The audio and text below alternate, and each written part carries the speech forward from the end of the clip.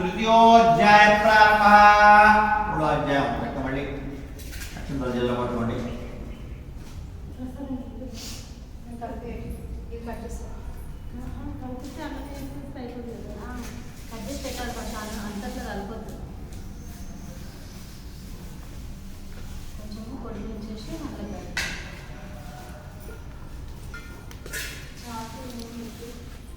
చెప్తాను వినండి. పూర్వము ఉల్కాముడు అనే రాజు ఉండేవాడు. అతడు ఎప్పుడూ కూడా సత్యాన్ని మాట్లాడుతుండేవాడు. ఇంద్రియ నిగ్రహం గలవాడు. అతడు ప్రతిదినం కూడా దేవాలయానికి పోయి దేవుని దర్శనం చేసుకుని బ్రాహ్మణులకంతా ధనమిస్తూ ఉండేవాడు. అతని భార్య సౌందర్యవతి సాధ్వి ఆమెతో కలిసి రాజు ఉన్నాడు. భద్రశీలా నదీ తీరాన సత్యనారాయణ స్వామి పదాన్ని ఆచరించాడు. ఇంతలో అక్కడికి సాధువు అనే ఒక వర్తకుడు అనేక వస్తువులతో ధనంతో నిండిన నావను ఒడ్డు నిలిపి వ్రతం చేస్తూ ఉన్నాడు. రాజు దగ్గరికి వచ్చే విషయం ఏంటో ఇలా అడుగుతున్నాడు. ఓ మహారాజా, ఇంత భక్తి శ్రద్ధలతో మీరు చేస్తున్న ఈ వ్రతం ఏమిటి? దయచేసి నాకు కూడా వివరించండి స్వామి, వినాలనుంది అని అడగ్గా రాజు ఇలా చెప్తూ అన్నాడు. ఓ సాధు, పుత్ర సంతానం కావాలనే కోరికతో నేను మా బంధుమిత్రులందరినీ పిలుచుకుని శ్రీ సత్యనారాయణ స్వామి వ్రతాన్ని చేస్తున్నాను అని చెప్పాడు. రాజు మాట విని ఆ సాధువు, మహారాజా, నాకు కూడా సంతానం లేదు, ఈ వ్రతం వలన సంతానం కలుగుతుందంటే నేను కూడా దీన్ని ఆచరిస్తాను అని చెప్పేసి కోరుకున్నాడు.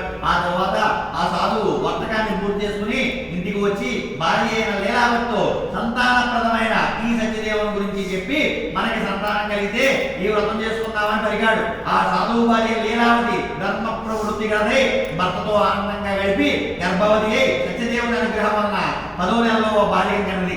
ఆ బాలిక శుక్లపక్ష చంద్రుని వలె వృద్ధి చెందుతుండగా తల్లిదండ్రులు ఆమెకు కళావతి అని పేరు పెట్టారు. ఆ సమయంలో లీలావతి భర్తను చూసి సంతానం కలిగితే వ్రతం చేసుకుందాం అనుకున్నాం కదా, పుత్రి కలిగింది కదా, మరి ఆ వ్రతం గురించి ఏం మాట్లాడలేదేమిటి అని అడిగింది. అందుకు ఆ భర్త, లీలావతి, మన అమ్మాయి వివాహంలో ఆ వ్రతం తప్పక చేసుకుందామలే, ఇప్పుడు ఖర్చు ఎందుకు అని చెప్పేసి సమాధానం వచ్చాడు. మళ్ళీ వ్యాపారానికి నగరానికి వెళ్ళిపోయాడు. కళావతి తండ్రి ఇంట్లో పెరుగుతూ ఉంది.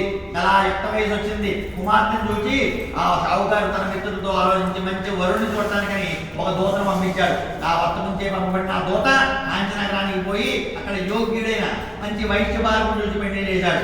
ఆ షావుకారు తన దురదృష్టం చేత ఆ పెళ్లి వేడుకలో పడి ఆ సత్యదేవ వ్రతాన్ని గురించి మర్చిపోయాడు. అందుకే స్వామి చాలా కోపించి తరువాత కొంతకాలానికి వ్యాపారం ముందు ఆ దక్షత గల ఆ సాధువుకి అల్లుడితో కలిసి మళ్ళీ వాణిజ్యానికై బయలుదేరాడు. అతను నౌకలో సముద్ర తీరం ఉన్న రత్నసాగరాన్ని చేరుకున్నాడు. అక్కడ అల్లుడితో కలిసి వ్యాపారం చేశాడు. ఆ తర్వాత వ్యాపారానికై మళ్ళీ కూడా వారిద్దరూ చంద్రకేతు మహారాజు ఉన్న నగరానికి వెళ్ళారు.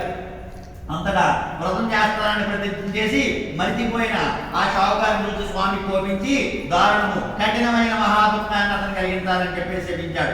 ఆనాడే రాజధనాగారంలో ఒక దొంగ ప్రవేశించాడు. ధనాన్ని దోచుకుని మారిపోతూ ఉన్నాడు. ఆ రాజభటులు తరుగుకుంటూ వస్తూ ఉన్నారు.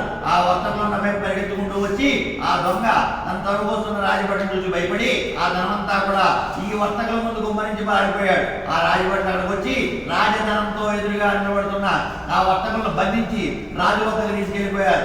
ఆ భటులు సంతోషంతో చక్కగా, రాజుగారు, మేమిద్దరు దొంగలు పట్టుకొచ్చాము, విచారించండి, శిక్షించండి అని చెప్పేసి వెళ్ళిపోయారు. ఆ రాజు వారి నేరాన్ని కూడా విచారణ చేయకుండా కారాగారం బంధించమని చెప్పాడు. వారి వర్తకులు కారాగృహాన్ని బంధించారు. ఆ సత్యదేవుని మాయ చేత వర్తకులు ఎంత మొరపెట్టుకున్నా మేము దొంగలం కాదని చెప్పినా కానీ వారి మాట ఎవరూ కూడా పట్టించుకోలేదు. ఆ రాజు వారి ధనాన్ని తన ధనాగారానికి చేర్పించాడు. ఆ దేవుని శాపంచే ఇంటి దగ్గరున్న ఆ షావుకారి భార్య కష్టాల పాలైంది. ఇంట్లో సొమ్మంతా కూడా దొంగల పాలైంది. లీలావతి మనోవ్యంతే రోగిష్ణాలైంది. తింటానికి తిండి కూడా దొరకట్లా. ఇంటింటికి తిరుగుతూ తల్లి కూతురు చక్కగా భిక్ష ఎత్తుకుంటూ ఉన్నారు. ఒకనాడు సాయంకాలం వేళ ఆ కూతురు ఒక బ్రాహ్మణుడి ముందు అడుక్కోవడానికి వెళ్ళగా అక్కడ ఆయన సత్యనారాయణ స్వామి వ్రతం చేస్తూ ఉండగా చూసి ఆ కలంతా విని తనకు కూడా మేలు కలుగుతుందంటే ఆ స్వామిని మేము కూడా పూజించుకున్నాం స్వామి అని చెప్పేసి దాని విధి విధానంతా తెలుసుకుని ప్రసాదాన్ని పుచ్చుకుని రాత్రి పొద్దుపోయాక ఇంటికి వెళ్ళింది. అప్పుడు తల్లి ఆమెతో ఇలా అంటుంది, అమ్మాయి, ఇంత రాత్రి వరకు ఎక్కడ దిగొస్తున్నావు, నీ మనసులో ఏమున్నది అని అడిగింది. వెంటనే ఆ కళావతి, అమ్మ, నేను ఒక బ్రాహ్మణుడి ఇంట్లో సత్యనారాయణ వ్రతం చేస్తుంటే ఉండిపోయాను. అక్కడ చూశాను, ఆ వ్రతం కోరిన కోరికలన్నీ తీరుస్తుందంట, ఆ మంత్రులు గారు చెప్పారని చెప్పేసి నా మాటకిని ఆ సాధువు భార్య తాను వ్రతం చేయకపోవడం వల్లే మనకి ఇలాంటి దుస్థితి పట్టింది అని గ్రహించి వ్రతం చేయడానికి సంకల్పించుకుంది. ఆ మరునాడు యథాశక్తిగా వ్రతం చేసుకుంది. వ్రతాంతము, స్వామి, నా భర్త కూడా సుఖంగా తిరిగి ఇంటికి చేరేటట్టు స్వామి స్వామి, అనుగ్రహించు స్వామి అని చెప్పేసి వాళ్ళ తప్పులుంటే క్షమించు స్వామి అని ప్రార్థించింది. ఆ లీలావతి చేసిన ఆ వ్రతానికై సంతోషపడిన ఆ దేవుడు చంద్రకేతు మహారాజు కల్లో కనబడ్డాడు. నీవు బంధించిన వారిద్దరూ కూడా దొంగలు కాదు, వర్తకులు. రేపు వారిని విడిపించి వారి ధనాన్ని వారికి ఇచ్చి పంపించు అని చెప్పేసి చక్కగా ఆ కలలో అంతర్ధానం అయ్యాడు. మరునాడు ఉదయం రాజ్యసభలో తనకు వచ్చిన కళను గురించి ఆ వర్తకులు చెప్పగా చెరసాల నుండి విడిపించి దండని చెప్పేసి ఆ బొట్టును ఆజ్ఞాపించాడు. ఆ వయసులు సభలో తెచ్చారు. రాజా వయసులిద్దరిని తెచ్చామని విన్నవించారు.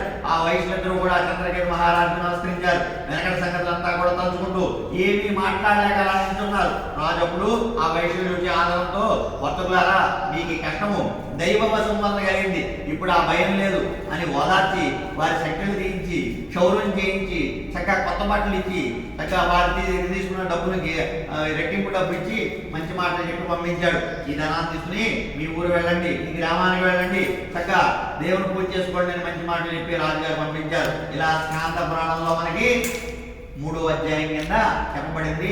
జై బోలో రమా